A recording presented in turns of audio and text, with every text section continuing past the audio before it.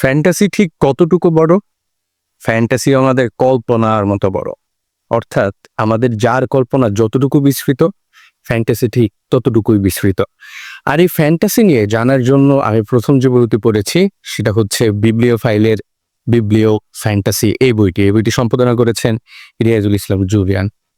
Fantasy আসলে ছোটখাটো কোনো বিষয় না বা একটা সাধারণ জনরাই না, বরঞ্চ ফ্যান্টাসি বলতেছে আমাদের একটা কল্পনার জগৎ, যেখানে থ্রিলার আছে, রহস্য আছে, যেখানে আছে ধরেন প্রেম, ভালোবাসা সহ আরো অনেক কিছু। এই যে আমরা ইদানিং দেখি না যে ফ্যান্টাসির নতুন নতুন গল্প বের হইতেছে লেখিকাদের এবং সেগুলো হিউজ সেল হইতেছে, ওইটাও এক প্রকার ফ্যান্টাসি বলা যায়। অর্থাৎ ফ্যান্টাসি বলতে মূলত বোঝানো হইতেছে আপনি আমি যেটা কল্পনা করতেছি, ওই কল্পনা শক্তিতে আমরা যেটা চিন্তা করতেছি, ওই চিন্তা জগৎটাই মূলত ফ্যান্টাসি। এখন আপনি সেটাকে রহস্যোপন্যাসের দিকে নিবেন, নাকি কোনো একটা কবিতার দিকে নিবে, নাকি হচ্ছে আপনার ফ্যান্টাসির চিন্তাধারা হচ্ছে একেবারে ভিন্ন রকম কোনো কিছু, সেটা ডিপেন্ড করতেছে আপনার উপরে। সো এই বইটাও ঠিক সেরকম। এখানে মোট 15টা গল্প আছে, বাট একটা গল্প হইতেছে জাফর ইকবালের, যিনি কিনা জুলাই গাদ্দার। সো ওই গল্পটা আমি পড়ি নাই, ওইটা নিয়ে আমি কোনো রিভিউ করব না। এই পুরো যে আলাপ করতেছি সেইটার মধ্যে ওর এই গল্পের কোনো প্রভাব নাই। সো বাদ বাকি যে 14টা আছে, তো বুঝতেই পারতেছেন 14টা কল্পনার জগতে আপনি আমি বিচরণ করতে পারবো, এবং সেইটা কেমন হইছে, মানে ওই কল্পনার জগৎ থেকে তারা লেখার মাঝে কতটুকু ফুটায় তুলতে পারছে, সেটা নিয়ে আমরা অল্প একটু আলাপ দিব। সত্য বলতে লেখনের দিক থেকে এইটা এখন অব্দি একটা বেস্ট বই আমার কাছে মনে হয়েছে। 14 জন লেখক তাদের এই যে চিন্তাধারাকে লেখার মাধ্যমে প্রকাশ করছেন, সেটা ছিল ইনসেইন। পড়ার ক্ষেত্রে কোনো বিরক্তিবোধ আসে নাই, কখনো মনে হয় নাই যে এত কঠিন কেন, আমি বুঝতে পারতেছি না কেন। এটা আমার ফ্যান্টাসিটা পড়ার প্রথম বই। আমি এইটার মাধ্যমে ফ্যান্টাসির সাথে পরিচিত হইতেছি, বাট ডেফিনেটলি আমার কখনো মনে হয় নাই আরে ভাই এটা এত কঠিন কেন, এই জিনিসটা বুঝতে পারতেছি না কেন, এরকম আমার কখনো মনে হয় নাই। বিকজ লেখা ছিল সাবলীল, সহজ এবং দুর্দান্ত। এই বইটার সম্পাদক জুলিয়ান ভাই, তিনি শুরুর পেজে লিখছেন যে ওনার ঈর্ষা হইতেছিল, কারণ এই যে এতগুলা লেখক তারা যে কল্পনা জগতে এত বিস্তৃতভাবে পদচারণা করতেছেন এবং সেইটাকে যে তারা ফুটায় তুলতেছেন, এই জিনিসটা ভেবে ওনার ঈর্ষা হইতেছিল যে আমি এইভাবে কেন চিন্তা করতে পারি না।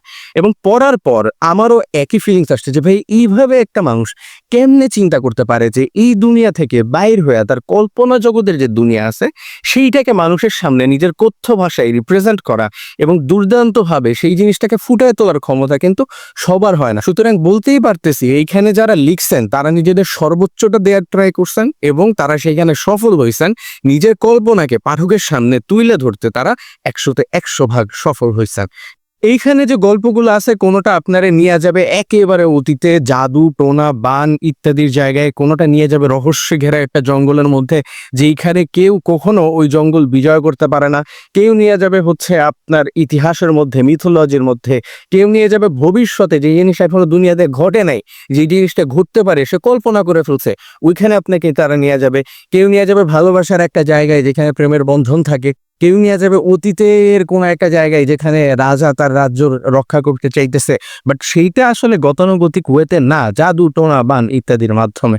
আর একটা ইন্টারেস্টিং ব্যাপার হইতেছে এই 14টা গল্পের একেবারে লাস্টে যে গল্পটা আছে সেটা জুলিয়ান ভাইয়ের লেখা, এবং যারা আশিয়ানি পড়ছেন তাদের জন্য এটা একটা নস্টালজিয়া ব্যাপার।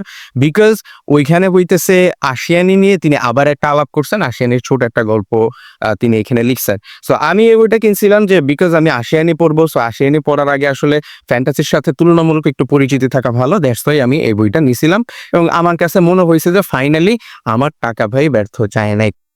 বাট শুধুমাত্র ভালো কথা বললেই তো হবে না, একটা গল্প এখানে ছিল যে গল্পটা হচ্ছে একটু গদ্য শৈলীর দিক থেকে দুর্বল, একটু বলা যায় না বেশ ভালোই দুর্বল, এবং ওই গল্পটা পড়ে আপনি স্বাচ্ছন্দ্য অনুভব করবেন না। আপনার কাছে মনে হবে যে খাপছাড়া এই জায়গায় এরকম এরকম। আমি গল্পটার নাম বলতেছি না, বাট গল্পের গদ্য শৈলীটা একটু দুর্বল। বাট যে প্লটটা আছে ওইখানে, যে প্লটটা তিনি রাখছেন, যে চিন্তাটা তিনি করছেন, ওইটা আসলে ইন্টারেস্টিং একটা ব্যাপার বলে আমার কাছে মনে হয়েছে। সো প্লটের কারণে আসলে শেষ অব্দি গল্প শেষ করার পরে আপনার কোনো অভিযোগ থাকবে বলে আমার মনে হয় না।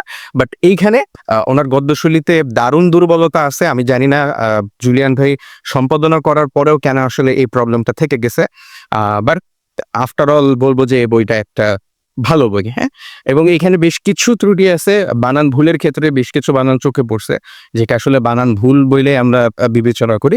তো বানান ভুল আর ওই গদ্য শৈলীর ওই একটা গল্পের কথা যদি বাদ দিই, তাহলে বাদ বাকি 13টা গল্প ছিল টপ নচ লেভেলের। এইখানে এসে আপনাদেরকে আবারও স্মরণ করায় দিতে চাইতেছি যে এই বইটার প্রথম গল্প জাফর ইকবালের লেখা, যিনি জুলাই গাদ্দার। সো আপনার যদি এইখানে কোনো প্রবলেম থাকে তাইলে আপনি যে কোনো ডিসিশন নিতে পারেন, বাট ওইটাতে যদি আপনি অ্যাভয়েড করে বাকি 14টা গল্পের ফিল নিতে চান তাইলে আমি আসলে এই বইটা রিকমেন্ড করব। এটা প্রচ্ছদ থেকে শুরু করে প্রোডাকশন থেকে শুরু করে কোয়ালিটি থেকে শুরু করে যা আছে ভেতরে ভাই সবই টপ নচ মনে হইছে। ছোট গল্পের স্ট্রাকচার মেনটেন করছে, একই সাথে ফ্যান্টাসি জনরার সাথে পাঠককে পরিচিত করানোর জন্য, ভিন্ন ভিন্ন ফিল দেওয়ার জন্য এই বইটা ভাই সেরা। সো আর দেরি কেন, আপনারা চাইলে বইটা কালেক্ট করতে পারেন।